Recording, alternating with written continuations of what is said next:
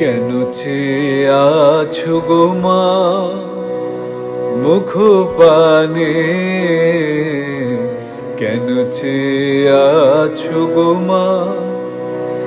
এরা চাহে না তোমারে, চাহে না যে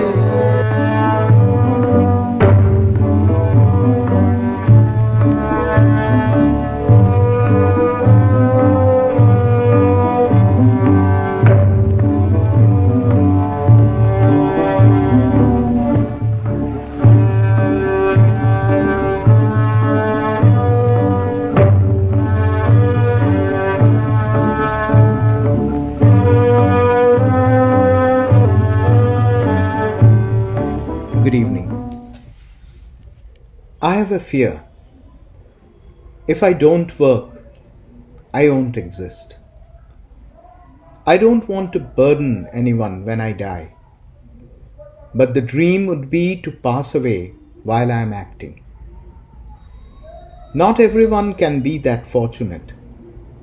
I would call such death an accidental gift of life. So this was Soumitra Chattrejee. He told these words in an interview a few years back. And he left us on November 15th this year. On the last day of his work, that is on September 30th, he was in a studio in Kolkata giving interviews on a documentary being made on his life and works. And curiously, I was one of the interviewers. We chatted for more than an hour, and when we broke off for lunch, he told me, "I'm not feeling well." So I was quite concerned, and I asked him if he would like to call off the remaining interviews. And he promptly replied, no, I will pull it off. So there was the characteristic gleam in his eyes. Come what may, I will play on till my last breath. And that was the spirit he stuck to throughout his life.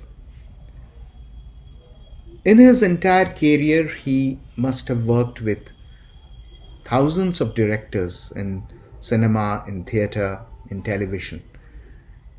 And I'm just one of them. But much before that, I'm an eternally captivated fan of Soumitra Chatterjee. He obviously has lakhs and crores of devotees across the world who can keep an account of that.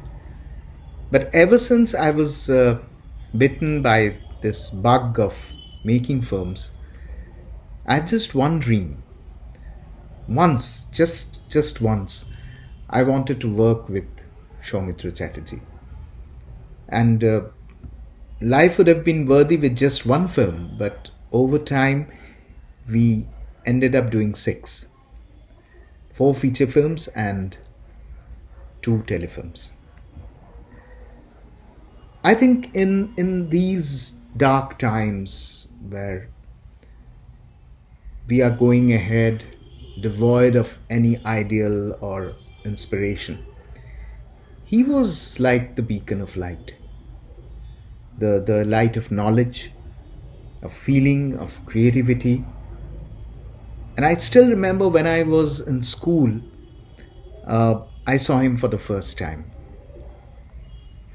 I was very young then, and one day I had gone to buy medicines for my grandfather.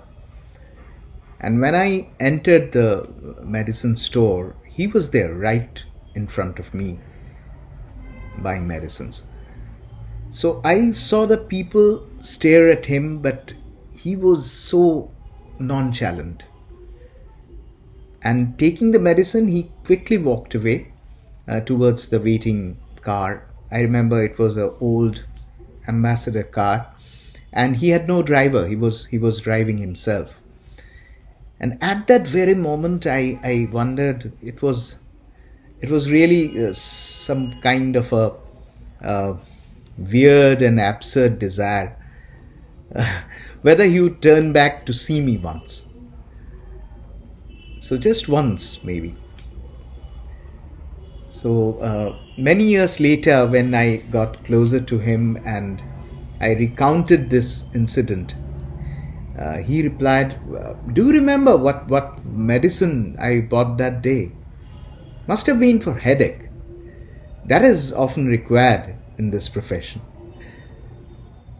So that was his impeccable sense of humor, and he was richly articulate. I recall an interview of his at an exhibition of his paintings, which happened maybe few years back, and it was twilight, and a lot of people had gathered. The opening was just about to start, and suddenly the power went off. So it was pitch dark all around. And in midst of that came his voice. It was full of fun. And he said that, this is the right ambience I've been waiting for to showcase the paintings. I think it is the ideal state for an amateur artist like me. So it's the combination of so many different qualities in a human being, which is so rare. He was an actor, he was a poet, a playwright, a recitation artist, a painter, a teacher, a philosopher, a thinker, all rolled into one. And who could think that a professional actor, so busy and so reputed, uh, could work as a fully functional editor of a very prestigious literary journal for 14 long years? Yes, 14 years. I think it's simply unbelievable. We are all richer for it, having known him from close proximity. My tryst with him started in 2005 with a telefilm, and I was not quite overawed with his presence right from the beginning, because he had a very unique process of creating a quick bond of friendship with the director. And I remember the shooting location was very close to his residence, and we had started off shortly after noon, and we were supposed to work till midnight that day. And then there was suddenly the power went off, and I was really tensed, because we had just 4 days to complete the shoot of the film, of the telefilm. And I just walked down the stairs. I was very much bothered with all kinds of worries. And after barely half an hour or so, someone came down, my one of my assistants, and he said that he is calling for you.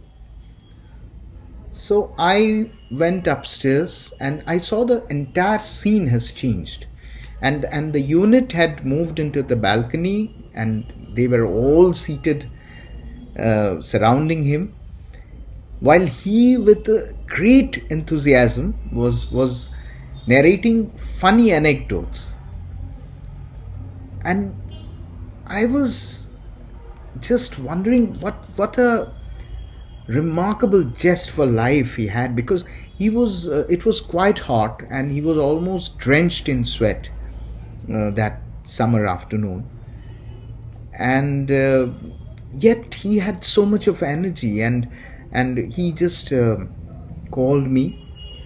I was newly acquainted with him, and so I stood at a distance, and he called me up and said that, come here.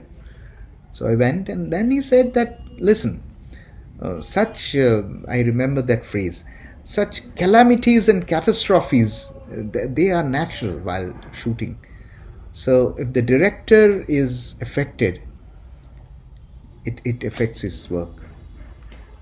So instead of that, you listen to a PJ of mine. It would ease your tense nerves. And I hope you know that PJ means poor joke. So that was the man. That was the man. That was his spirit, actually. I had worked with him in Anshumane Chobi, which got the Aravindan Puraskaram in 2009. It was my debut film. And then after that, I worked with him again in Rupkotha Noy. But somehow during the making of Mayurakshi, I rediscovered him. And exactly 4 days before I was scheduled to narrate the script to him, his grandson met with a terrible accident. And I was hesitant to go, but he called me up and he said, come over. So he heard the script on the scheduled day itself. And he had a very interesting habit. During script reading sessions, he would sketch along, translating the perception of the story into paper. And to my greatest surprise, that sketch would be the actual reflection of the main subject of the film. So he would say that this process of painting is to establish a deep relationship with the character. So during my earlier films, he made 2 such lovely pencil sketches, and I still have them. But during Mayurakshi, he didn't draw. He listened with rapt attention and said at the end, this is your and your father's story, I presume. And yes, it was. So he said, one day you come again and tell me about your father in great detail. So he took time out to hear about my scientist father, who was no more at that time, and his insatiable curiosity about things. So I was so surprised by the lengths and depths an actor goes to, the various methods he applies to bring life to his character. And perhaps this is only possible for an actor of his caliber. During the shooting of Mayurakshi, music director was Debojyoti Misro and we decided that we wanted him to sing a song which featured him in a cafe sequence, and we would not be going for playback. But he refused point blank to sing. He said that at this age he had no song left in him, and he goes off key and he had a lot of excuses, and he goes out of breath. So the film would suffer because of his singing, and he said, no, I can't do that. So I urged Debojyoti Misro to sing it, and we waited that we would try to convince him once again after a point of time. And so immediately after the shoot, I requested him once again. And this time I took a more kind of clever approach.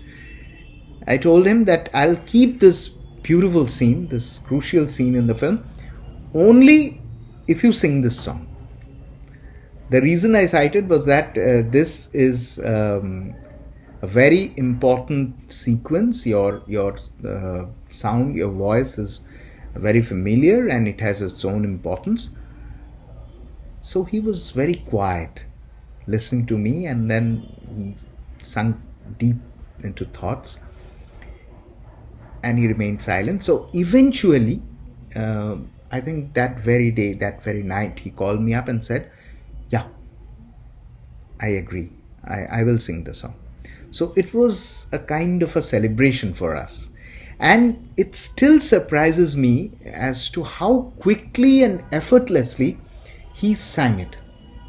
It was a very difficult song It didn't have any lyrics actually, so it was all based on phonetics, and it had a very difficult arohan and avarohan, particularly for his age. He was 82 at that time, and but he just sang it brilliantly, and he sang it.